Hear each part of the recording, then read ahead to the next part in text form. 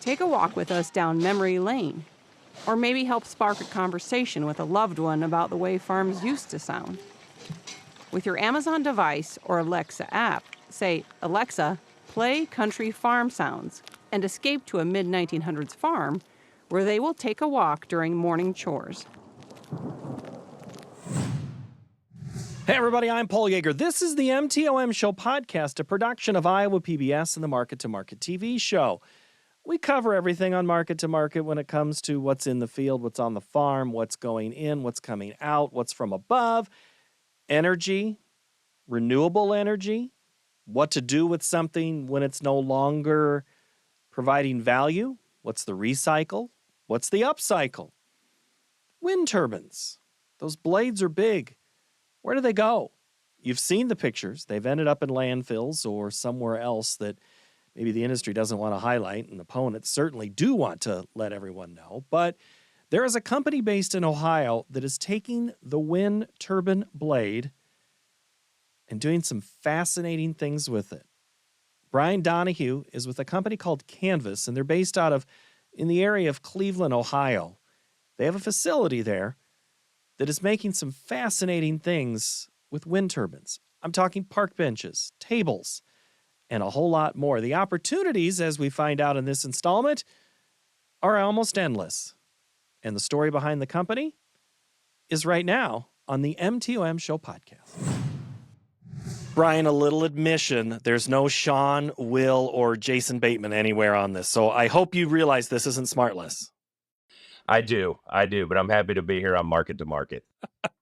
You know, this is a story that we have, the wind energy. Let's talk about Iowa. I mean, that has become one of the centers of wind turbines, and now there's the discussion of what to do with them. We'll get to that in a minute. I want to learn more a little bit about you. You're sitting in Ohio, is that correct? Yes, we're headquartered in a town called Rocky River, just east of Cleveland.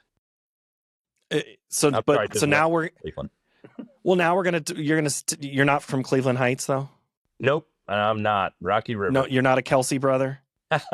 Nope, I would be doing pretty well if I was. Are you from Ohio? I'm originally from the East Coast, northern New Jersey, but I've been in this area for about 23 years. So New Jersey City, or one of those rare New Jersey farm people? No, very close to the city, about 15 minutes outside of Manhattan, a little north of Newark, little west of Jersey City. Yeah. So what was your background there? What was interesting to Brian as a student? As a student, accounting and finance, which I think I still use to this day. But coming out of school, I moved back home for a while and traded commodities on the New York Board of Trade, and then moved to Ohio, where there is no Board of Trade, and found other ways to scratch that itch, I guess, if you will. Well, where you're at is kind of like halfway between Chicago and New York. It is. So, see, you just couldn't decide. Did you want to go grain, or did you want to go back to oil there in New York? That's right. What's your best trading story? It was wild. I mean, I was down there in the late 90s, early 2000s, before it was all computerized, and we still had handheld pads, and you'd flip your cards in every half hour, and it sounds so old-fashioned now, but it was a blast. And as a young clerk, I mean, that's where you start. You clerk, and they had just opened the new New York Mercantile Exchange right there off of Wall Street, and I was about a week into my job and got put on the oil pit, which was a terrifying experience. The president of the company and one of our best traders traded oil, and I'm a week in clerking for them. But I ended up, because they had just opened the building, on the cover of the New York Times when they ran a story, and all the other clerks who had been there for a year or two were a little envious that somehow I ended up on the front page of the Times and not them. It just pays to be in the right place at the right time, and maybe just have the right look that day. That's correct. Do you have one of those? I mean, we have a couple of people that come on the show that have worked, and they have stories of my card's inaccurate because I transposed something. Did you ever have one of those moments? The worst moment I had in that regard, there are all hand signals, right? And that's how you communicate from across the room. And On your forehead represents hundreds, and on your chin represents tens. So at the end of the day in oil, I got an order to sell 800 futures contracts from our options trader. I sold 80 because I mixed up the signals. So at the end of the day, he said, I'm long 720 futures. And I went home 22 years old. I'm like, I'm going to get fired tomorrow. Like, there's no end. Woke up, checked the overseas market, and the market had skyrocketed. So in all, now I never got a bonus out of it. I still made the mistake, but he did very well off that mistake. Maybe he named his boat after you. He may have. He may have. The Brian. So commodity trading, and it's interesting that you say crude oil, and that was what you were in. And so now in a recycling type business that's an alternative to energy. So is energy as a whole of interest to you? You know, I guess you'd have to think so. I don't think I ever charted it out that way, but something has always brought me back to that sector. And in between now and where we're at with renewables, I did a lot of work with oil and gas companies on their surplus assets and distressed assets. And that's really kind of what led me into the wind energy, as a lot of those companies are also branching out into renewables. And that's how we got turned on to this in the first place. So yeah, where were you in the beginning of this company? Our founding group at Canvus, there's 3 of them, and they were all working for another company that I was also working for, and that company was really a broker. And so they, like I said, they would take surplus and distressed assets. And at the time, we had focused a lot in the wind energy because the production tax credits were coming into play, and there was a lot of repowering going on, old equipment coming down and new going up. Well, when you take them down, you have metal, you have the fluids, the oils, and the hydraulics, and you have the fiberglass, the blades. And metal and oil, they've been recycled for years and years and years. It's not hard. You pick up a heavy object, you put it on a truck, and it goes off to the scrap mill. Oil's the same way. There's 150 companies out there that can repurpose it. But the big problem for the industry was the fiberglass blades. And so we always thought there was a better way to handle them, than certainly better than landfill, and then better than some of the other options that have come up. So we had a team, and actually led by one of the founders of Canvus, who was looking at different alternatives of how to handle the blades. And Parker is the one who came up with the idea of cutting them into fillets and making products. And it really blew our mind. And so he left that company and founded Canvus. And in the meantime, found one of his college roommates who had graduated with a design or degree in architecture. So he came on board and did all our design. And then Parker very wisely hired his older sister, who runs all the infrastructure and is the senior VP of strategic growth. So once they founded it, they really tapped into people we had known with expertise in sales, marketing, manufacturing, all the things that were needed for Canvus. And that's how I came over as both an employee, but as also an advisor role for them as we get this business up and running. So family and friends of sorts. So that makes its own challenge. We could do a whole nother discussion on that one. But partnering on something that's new, which kept you up more at night, when you were wrong side of a trade, or going, I don't know if anybody's going to buy these things? Both in different ways. We have a saying around here that we connect the dots to solve problems and create opportunity. So our whole group is really wired to look at a challenge like fiberglass. And I think there's 2 types of people in the world. I believe those that the unknown is very, very scary, and they like a very comfortable, not having too much unknown in their life. We're on the other side of the coin, and I think it drives loved ones, spouses especially, crazy, that the unknown is incredibly exciting to us, and you never know what's behind that door. So we kind of run headlong into it. And there were a lot of hours and a lot of sleepless nights because no one's ever done it before. What we're doing has been done here and there on a small scale, and people have had intention. They've built a bridge out of blades or a bike rack, but we knew we needed to solve the problem on scale because of the number of the blades coming down. So there was no blueprint. We couldn't Google it. There weren't consultants we could bring in. So we had to sit around a big table and sometimes have what we call spirited discussions, sometimes collaborate a little more, but we all knew it was in a great purpose behind what we were doing. Was that table made of recycled blade? No, sorry, that was too easy. But how do you not? So how old of a company are we talking here? Canvus really has been around for about 3 years. Okay. So since Parker split off and decided to really take it by the reins, it's been about 3 years. He incorporated it in, I think, April of 2022. So it's been officially a corporation for almost 2 years now, but he's been working on it for about 3. And where is Parker from? I mean, did he see all these blades and go? I mean, you mentioned kind of the background about what to recycle, but I mean, you can't. Not everybody looks at a blade the same. They don't. And what he did when he worked at Rivercap, the former company where he came from, he had been given the task of, hey, we're working with a lot of these wind companies.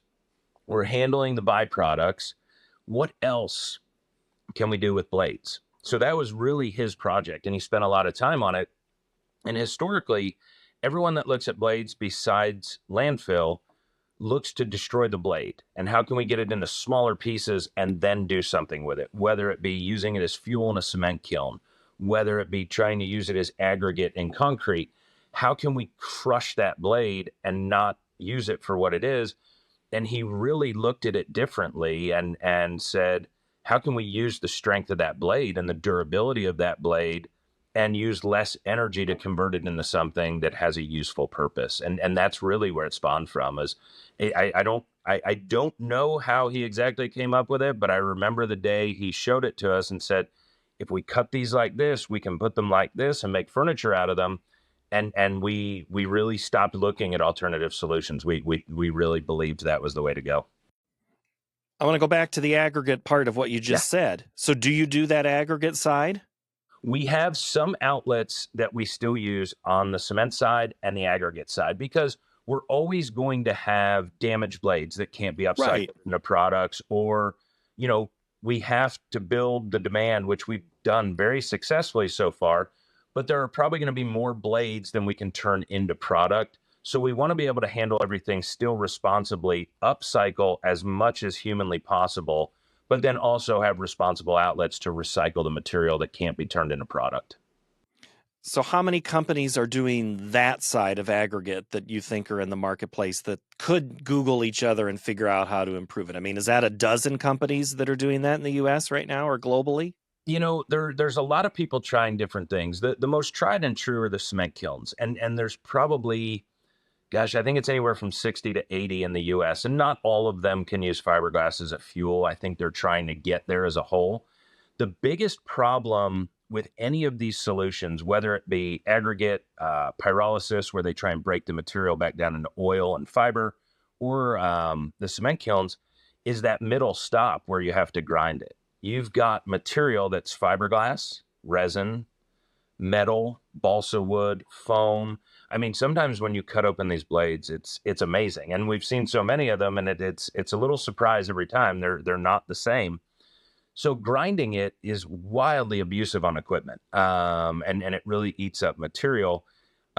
We've worked with probably a dozen grinding companies that they've got the newest and latest grinder, and they can grind everything we've got, and we ship them half a blade, and they grind it, and they say, no, thank you. We're not really interested anymore. 7 of them just ghosted us. They never even called us back. So it's tough to find the right equipment and put the commitment behind it to do it. The other side of it is, no matter what grinder you have, the root end where that blade attaches to the hub is 5 or 6 inch thick fiberglass. So you're not grinding it. Our products love the root end.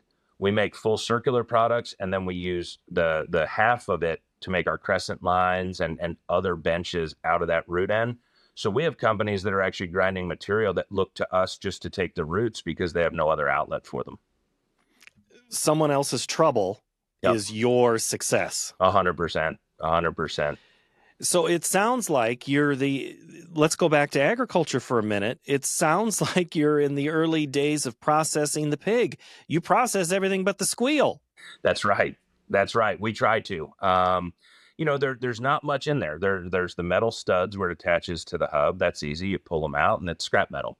And then we have a saw in our facility. So to jump back, they come down. They're 140 to 200 feet long at this point. The ones coming down. So we have contractors that cut them, cross section them, we call it, in the field into thirds or quarters, depending on the size of the blade.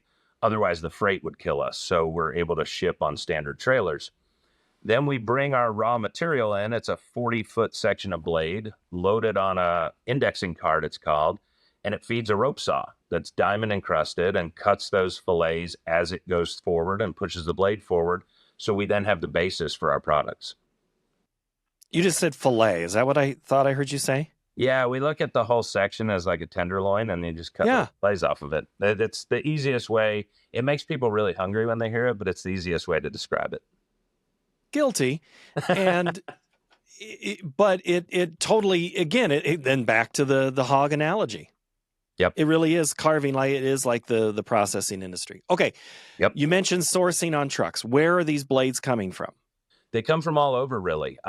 We have a pretty decent inventory here in Ohio from a project we finished in Iowa last year, that we were able to bring Mid-American's blades here and start turning them into products. So we're going through those. We've gotten blades from Texas, from Oregon, from Wyoming. It really just depends on where the blades are at. And you want to try and be geographically closer, to minimize the freight. So everyone said, well, if you want to be in wind, why are you setting up a shop in Cleveland, Ohio? Well, I mean, number one, it's where we're from, and we want to be close to the first one. But in a fortunate manner, there are a lot of projects coming up that are in New York State and Pennsylvania and Indiana and even Ohio. So this geographically isn't so bad in order to get the blades here. We also leverage out there inventory depots, which are basically storage yards that we have where we can maintain inventory, our raw stock, before we bring it into a processing facility to turn into products. So like I would call it like a storage facility somewhere in another state. And then you like fill the warehouse before you bring them. Pretty much. It's open air. So it's like an oil and gas company with a pipe yard that they store all their pipe and equipment that they're waiting for future projects on. It's just our raw material. And when you say there's projects coming online in New York, do you mean projects that are finished with their blades, or starting their blades, or you mean like there's a park and they're going to need a bunch of furniture for that park? So when I say the projects in New York, they're old turbines that are coming down and having new ones replaced. So they will have blades that need to be handled, that it's the closest place to bring them would be to Cleveland, Ohio.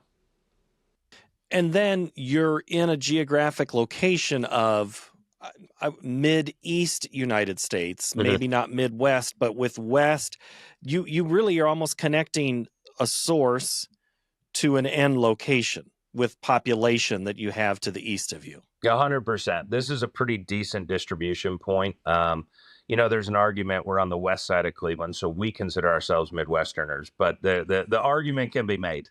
There was a debate on that recently. Yes, absolutely. But it's a pretty good central location. I mean, even bringing the blades, we're bringing more blades from Iowa now on a project we're working on. It's not that bad from Iowa, and then to get them back out across the country with our finished product, we ship in full truckloads. So we ship 6 to 10 products on a truckload at a time. So we maximize the freight there as well on the outbound. Are you at the same site as the processing facility with your office?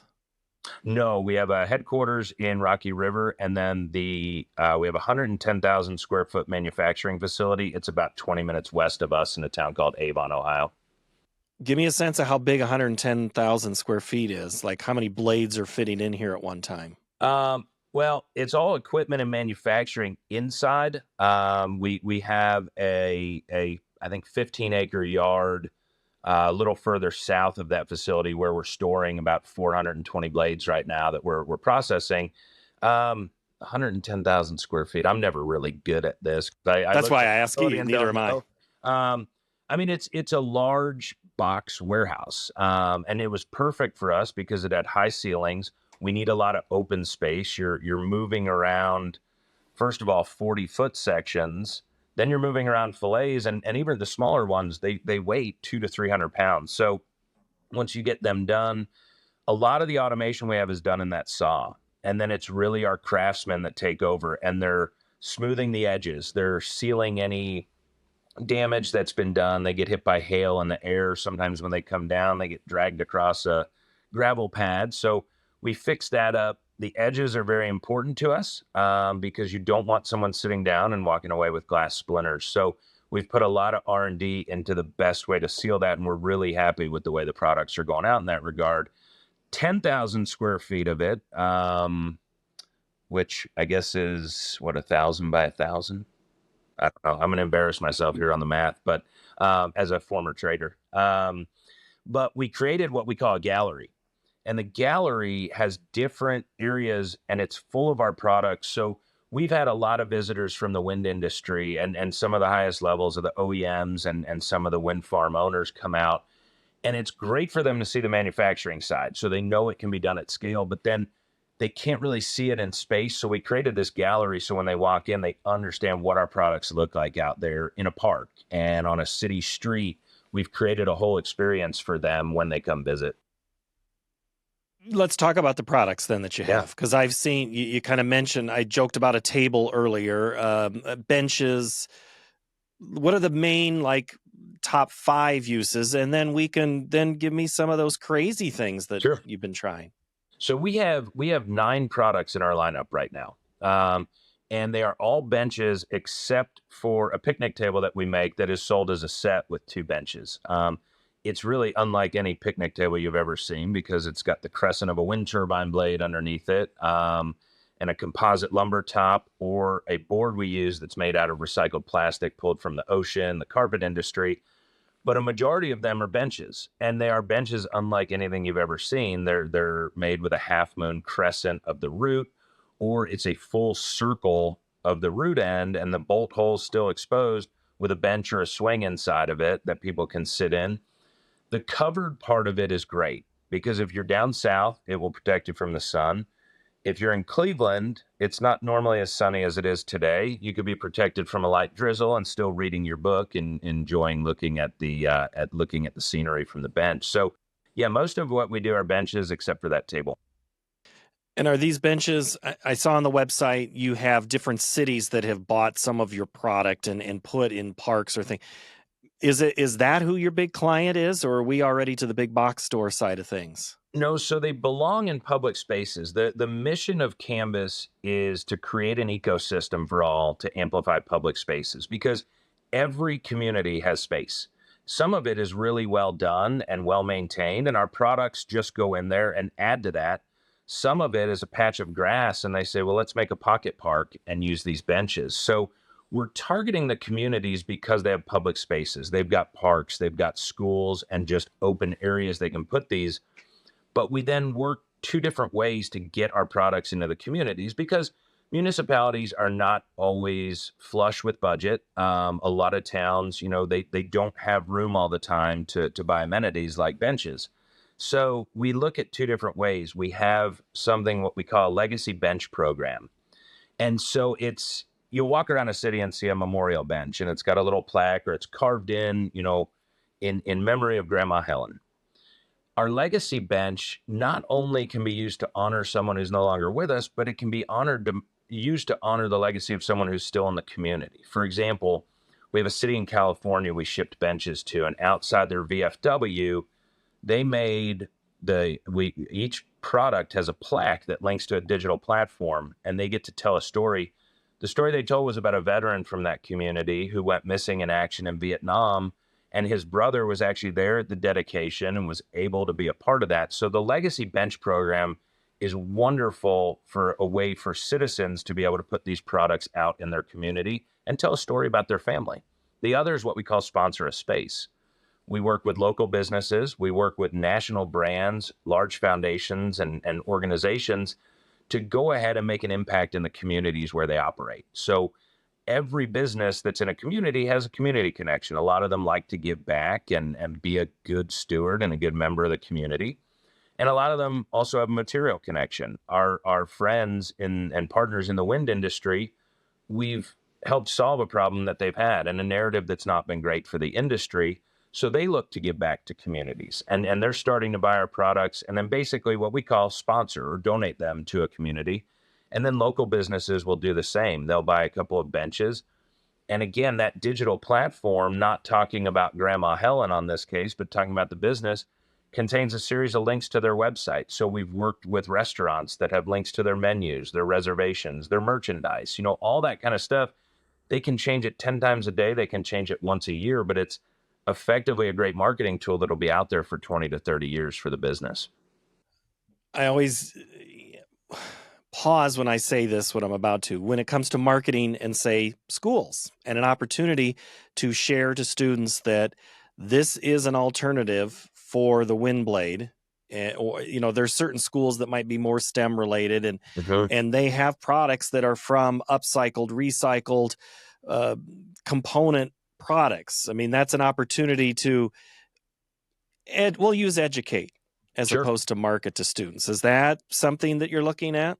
It's really, really, schools are a great place to put it. We use three words around here: inspire, imagine, and share. And that's really where Canvus came from, was from the early days, just looking at a problem differently, not looking at how can we destroy this blade, but how can we use it. So we love the aspect of being out at schools and inspiring a young mind, not necessarily to come up with the next best idea for fiberglass blades.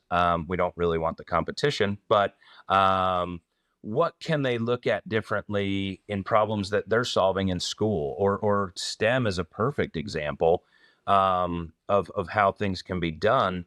We've had schools in the Cleveland area, and unfortunately, it's going to be mostly local, but we've had them bring their engineering students through from high school and their business students to see how we tackled the problem. And the third aspect of it, a lot of our products that go out, we have a program called PAR, where we don't paint the product with a finished color. It's just white primer. And we've had artists that come to our Cleveland facility, they take it on and they paint that product and make it their own from their vision. Or they can be shipped out, like we're shipping products to Austin, Texas right now that are just the white primer. They have 9 local artists that are going to paint those, and they'll be on Rainey Street in Austin for everyone to see. That opens it up to artists, and you have Cleveland artists that are now getting recognized all over the country because Yeah. they're painting our products, they're going out and they're putting it on their social media, and we can't wait to see what the artists in Austin do and broadcast that to everyone as well. Yeah, an individual touch to every product. Oh, I like that. And then Yeah. showcasing it. Okay, you mentioned competition and other companies that are doing this, but let's go to the side of other locations then for your product. What is, I think of benches that I have sat at in parks and go, this is chained to the ground. How heavy is this thing, and how easily will it stay in place in the elements? Great question. All of our products are made with feet that can be mounted to a concrete pad, or even to a grass area. You can still mount them with rods and things of that nature. But even our picnic table, I didn't realize really until we got pretty deep into this how much furniture is stolen from public spaces, especially picnic tables and benches, or how much of it's just stacked up on top of each other at night by some kids. Um, our picnic benches weigh about 150 to 200 pounds. The table has to be at least 400 to 500 pounds. And some of our benches, the large circular ones, are 2,000 pounds. Some of our benches are 600 to 900. So I'm always fond of saying if a couple of kids can pick that up and take it, more power to them. They're not going anywhere ideally, but a lot of communities that get them are still just putting the bolts in to mount them down for safety and to keep them from going away.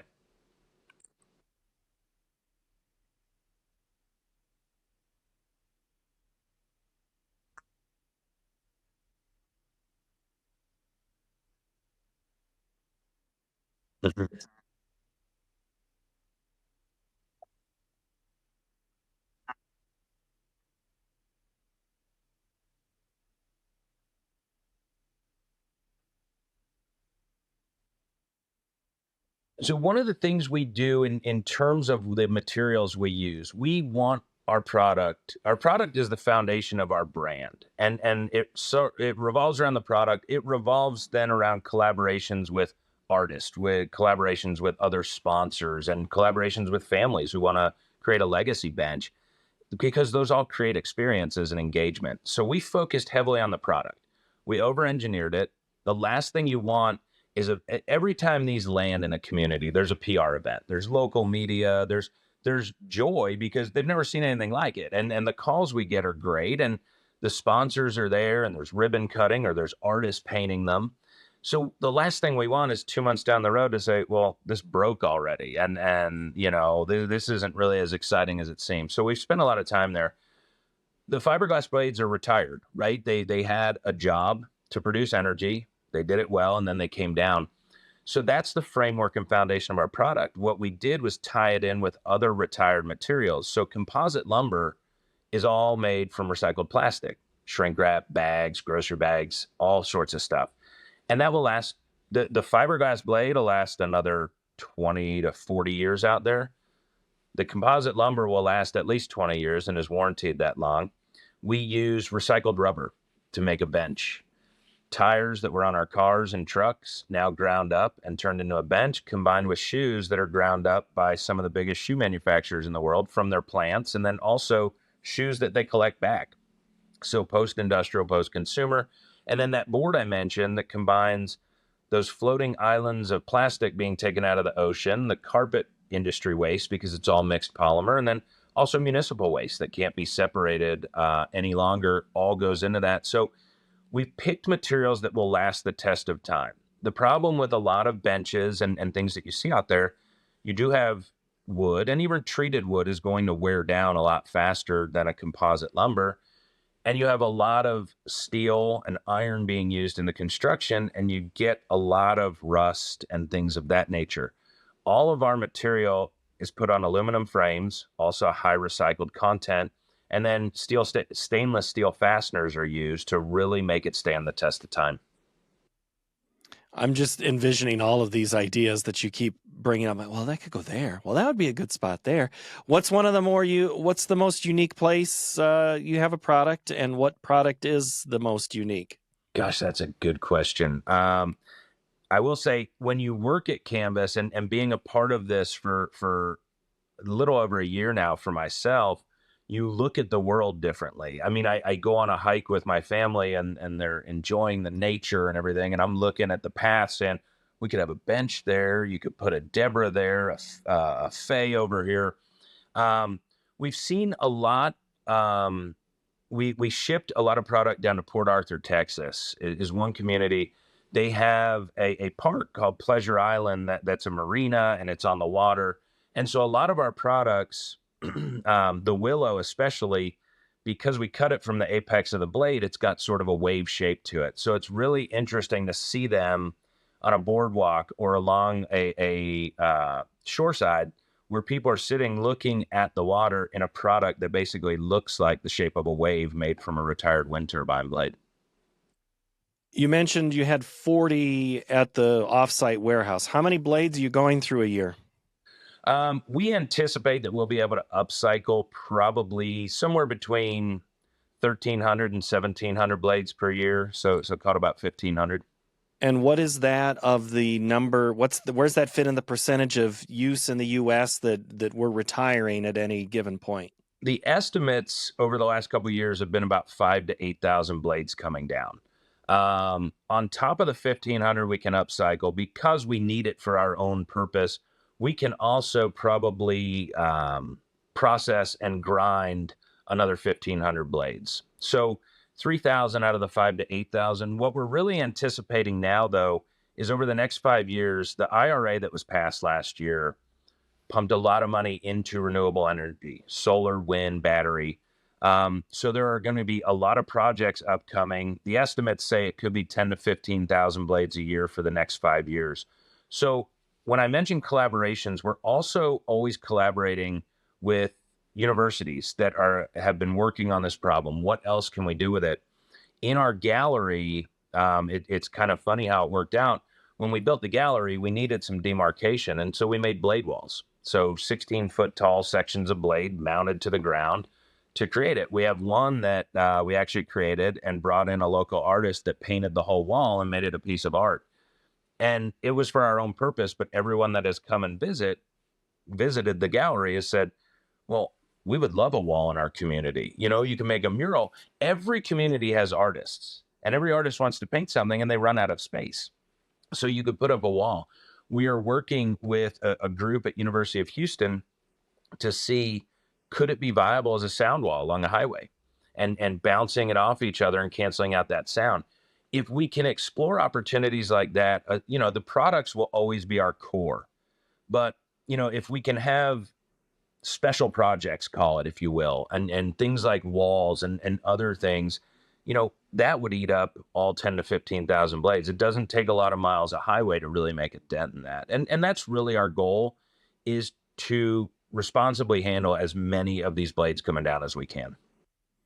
Because the pictures of the blades being buried in some field in Texas aren't good for anyone. It's such a bad narrative. And you know, to an extent, there have been people that tried and failed and maybe were a little too ambitious and left piles. There's still one in Iowa. There's one in Texas. The famous bulldozer of Casper, Wyoming, pushing dirt over them in the landfill.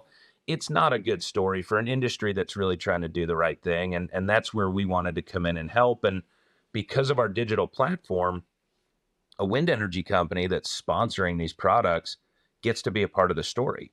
And they get to tell how you may have heard this about fiberglass blades, but do you know you're sitting on one right now combined with these other retired materials? And it does drive a good PR side of it that the industry needs. They needed a win on blades, and we're hoping that we're providing it to them. If the blade was headed for the landfill, does that mean that the input cost for you is lower because that product was, or is there, when someone sees there's value, all of a sudden they're pointing to their chin and not their forehead? We've had we've had a couple different ways we've gotten blades. Some of them have come at no charge to us. Some of them, depending on the urgency, we've been paid to take. And that means a lot because it shows the industry supports that what we're doing. They know there's value in the end product, but they're also helping us as we get started make sure we have the material we need to turn into product and make this as big a solution as we need to. Fascinating to see them. If you're on I-80 and you see one already maybe split, there's a good chance it's headed to Ohio and That's soon right. to a public area near you. That's right. Brian Donahue, I appreciate the time from Canvus and the insight, and just fascinating to hear the brains. I love it. Thank you, Brian. Thanks so much. Appreciate it. My thanks to Brian Donahue for his time from Canvus. If you have feedback for me or the podcast, send me an email, markettomarket@iowapbs.org. New episodes of this podcast come out each and every Tuesday, wherever you get audio, or you can watch us on YouTube and watch the video discussion as well. Bye-bye.